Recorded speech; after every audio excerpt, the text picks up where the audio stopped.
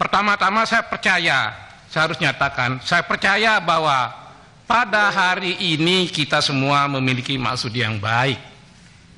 Saya percaya itu. Untuk apa? Untuk tujuan kepentingan bangsa dan negara. Kita berkumpul di sini untuk tujuan kepentingan bangsa dan negara. Tidak ada maksud lain, itu keyakinan saya. Tidak ada maksud untuk mencari panggung. Lebih-lebih lagi, tidak ada yang punya maksud menjatuhkan pihak lain.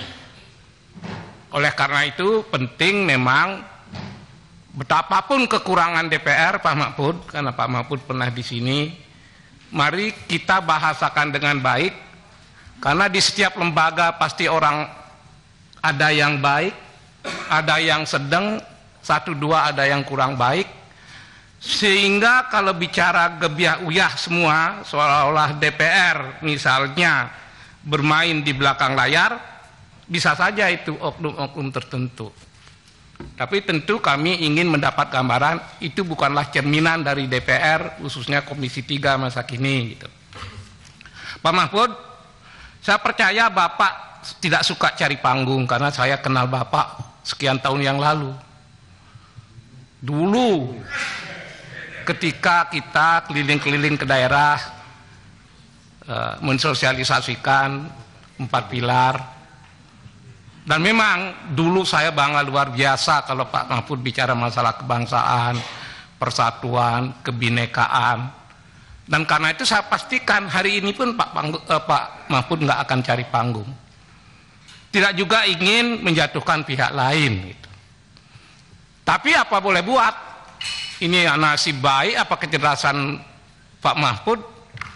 Bisik-bisik di luar tadi saya dengar, wah Pak Mahfud hari ini dapat panggung yang luar biasa katanya. Ya kalau memang begitu, ya ini masalah politik, apa boleh buat? Pak Mahfud, saya mengenal Bapak sekian belas tahun yang lalu. Dulu.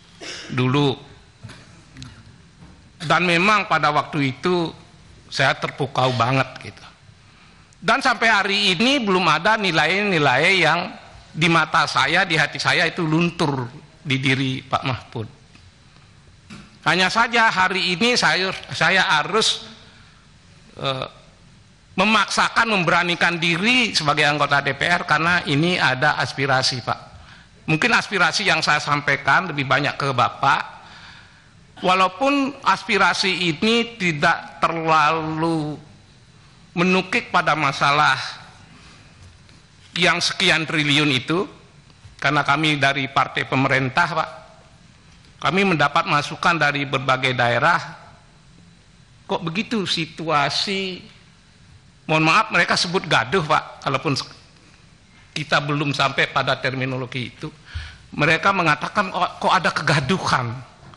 Tolong sampaikan aspirasi kita khusus kepada Pak Mahfud, dan aspirasi ini disampaikan kepada Pak Mahfud tidak ada maksud mengurangi rasa hormat dan ketinggian penghargaan kita pada Pak Mahfud. Pak, boleh saya sampaikan ini aspirasi ini ya Pak ya, Bapak orang yang demokratis gitu. Pak Prof. Mahfud ini sebagai ketua komite TPPU, kami memahami bahwa di situ Bapak harus menekankan keterbukaan, dan keterbukaan adalah gaya yang tersendiri dari Pak Prof. Untuk apa? Untuk memberi kesan bahwa pemerintah tidak menutup-nutupi upaya penegakan hukum maupun pemeriksaan terhadap pelanggaran-pelanggaran hukum yang terjadi, terutama di Kementerian Keuangan, yang notabene adalah kementerian yang sangat bertanggung jawab dengan kondisi penerimaan keuangan negara.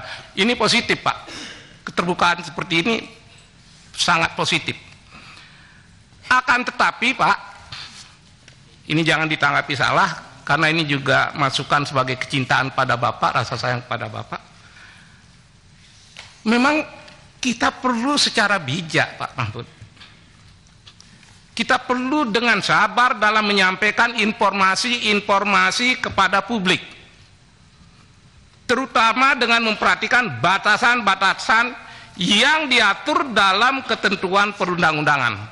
Penting sekali, kalau sudah ada pembatasan dalam peraturan perundang-undangan, kita mesti taati itu, kita mesti hargai itu, karena produk undang-undang adalah mengikat kita semua. Pak Mahfud, kita semua perlu berhati-hati agar tidak menimbulkan persoalan hukum baru dan justru yang melanggar hak-hak yang diatur dalam konstitusi dan prinsip equality before the law. Ini jangan sampai terlanggar, terutama yang diatur oleh konstitusi secara jelas.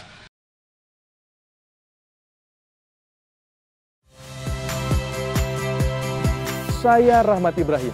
Saksikan program-program Kompas TV melalui siaran digital, pay TV, dan media streaming lainnya.